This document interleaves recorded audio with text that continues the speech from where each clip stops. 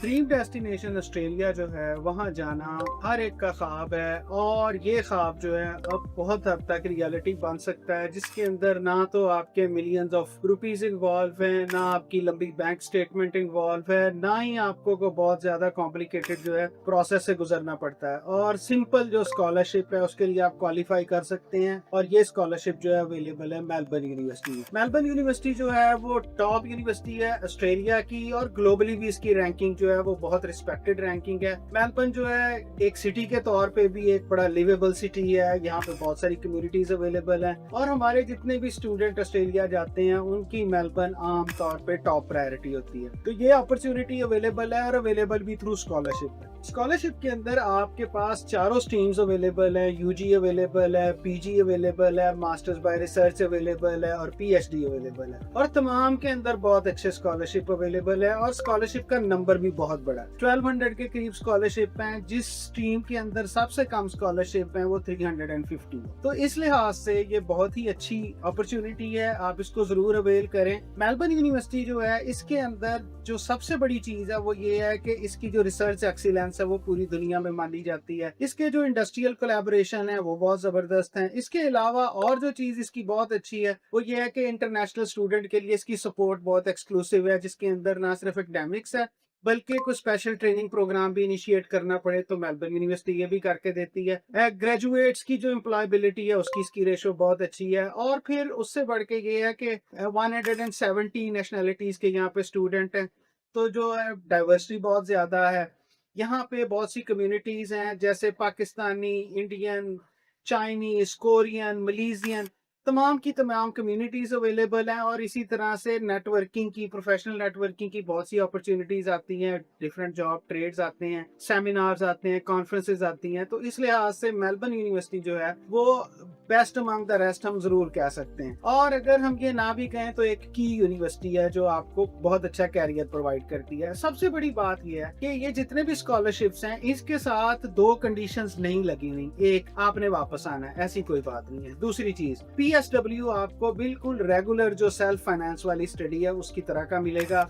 आपको यूजी के लिए 2 साल का, आपको पीजी के लिए 3 साल का, मास्टर बाय रिसर्च के अंदर 3 साल और 4 साल का, और पीएचडी में 4 साल का पीएसडब्ल्यू मिलेगा। और इतने अच्छे पीएसडब्ल्यू के साथ ये आपके लिए बिल्कुल एक क्लियर वे है माइग्रेशन के लिए, पीआर के लिए। अब मैं आपको ये बताता हूँ कि इसके अंदर आपके पास जो ऑप्शंस हैं वो किस किस तरह से अवेलेबल। सबसे पहली बात, जो यूजी है उसके अंदर मिनिमम जो स्कॉलरशिप है वो 10,000 है ईयरली बेसिस पे। अगर आप 10,000 से अपने आप को और ज्यादा वर्थी जो अप्रूव कर लेते हैं तो आपके लिए 50% फी वेवर है।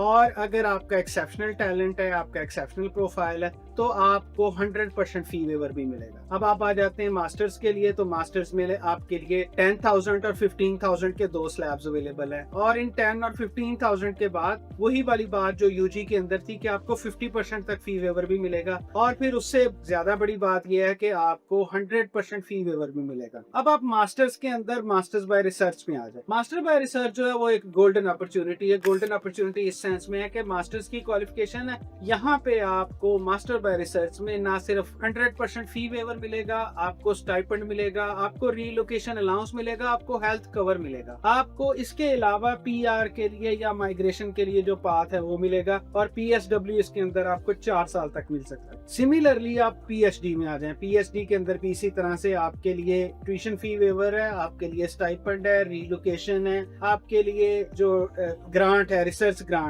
वो अवेलेबल है। इसके अलावा आपके लिए हेल्थ कवर अवेलेबल है। और मास्टर बाय रिसर्च के अंदर और पीएचडी के अंदर, दोनों के अंदर आप अपने डिपेंडेंट्स को, इमीडिएट फैमिली को साथ लेके आ सकते हैं। ये बहुत ही जबरदस्त किस्म की अपॉर्चुनिटी है इस सेंस में। और इसके अंदर जो आपको रिक्वायरमेंट है वो आपकी इस तरह की रिक्वायरमेंट नहीं है कि ये डॉक्यूमेंट फलां जगह से टेस्ट होना चाहिए, ये जो है ना अनबिलीवेबल किस्म का आपका रिजल्ट होना चाहिए पीटीई में, आइल्स में, टॉफल में, और ये फलां जगह से पोस्टाइल होना चाहिए, फलां जगह से जो है ना ये सुपर लीगलाइज्ड होना चाहिए। नहीं, कुछ भी नहीं है। आपने अपने डॉक्यूमेंट्स जो हैं वो सेंड करने हैं, आपने अपना पासपोर्ट जो है वो दिखाना है, और आपने अपना लैंग्वेज का टेस्ट जो है वो अकॉर्डिंगली जो रिक्वायरमेंट है उसके मुताबिक दिखाना है। आप इस स्कॉलरशिप के लिए क्वालिफाई कर देंगे। अब अगर आप स्कॉलरशिप के लिए पार्शली 50% या 100% के लिए क्वालिफाई कर जाते हैं, तो जो सबसे बड़ा हेडेक जो है आपका बचेगा वो ये है कि आपकी जो बैंक स्टेटमेंट है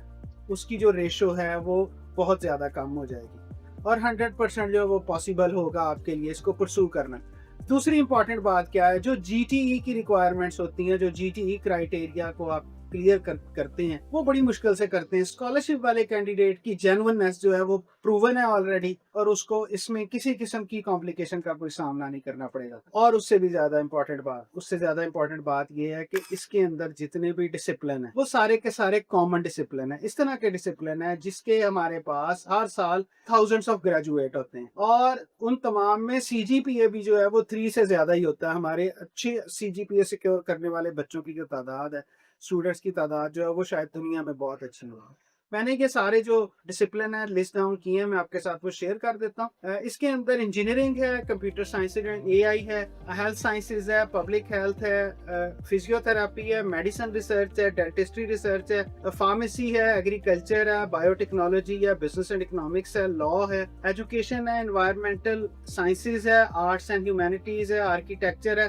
म्यूजिक एंड परफॉर्मिंग आर्ट। अब ये इतने सारे डिसिप्लिन आपके पास अवेलेबल है। इसके अंदर आपको यूजुअल सीजीपीए के साथ रेगुलर आइल्स या दूसरे लैंग्वेज टेस्ट की रिक्वायरमेंट के साथ क्वालिफाई करना है, जो आप आराम से कर सकते हैं, और इसकी कोई एप्लीकेशन फीस नहीं है। आप जाके अपने लिए प्रोग्राम को सिलेक्ट करें, उस प्रोग्राम में जाके अपने तमाम क्रेडेंशियल्स जो हैं उनको अकॉर्डिंगली जो है अपलोड कर दें। वहाँ पे फी एंड स्कॉलरशिप में जाके आप जो है स्कॉलरशिप के लिए अपनी जो रिक्वेस्ट है उसको आपने सिर्फ टिक करना है वहाँ पे बॉक्स को, और आपने कुछ भी नहीं करना। इसके अंदर आपके लिए जो सबसे अच्छी चीज है वो ये है कि अगर आपको स्कॉलरशिप मिले तो चले जाएं, अगर आपको स्कॉलरशिप ना मिले तो ना जाएं। उसकी वजह ये है कि अगर आपके लिए ये एक ऐसी अपॉर्चुनिटी है जो आपके लिए विन विन सिचुएशन क्रिएट करती है, तो उसको जरूर अवेल करना चाहिए। और अगर ये आपके लिए ऐसी सिचुएशन नहीं है जहाँ पे आपको स्कॉलरशिप नहीं मिल रहा या आपके ऊपर बर्डन आ रहा है, आप उसको अफोर्ड नहीं कर पाते, तो अप्लाई करने में कोई हर्ज नहीं है। अटेम्प्ट आप इसको जरूर कर सकते हैं, क्योंकि इसको अटेम्प्ट करने में आपका कुछ भी नहीं लगना, आपके पास ऑलरेडी ये सारे अरेंजमेंट्स मौजूद हैं। तो एक तो मैं आपको बेस्ट ऑफ लक कहना चाहूँगा, और दूसरा आपका इस हवाले से कोई भी क्वेश्चन हो आप कमेंट में करें, हम उसका जवाब आपको जरूर दें।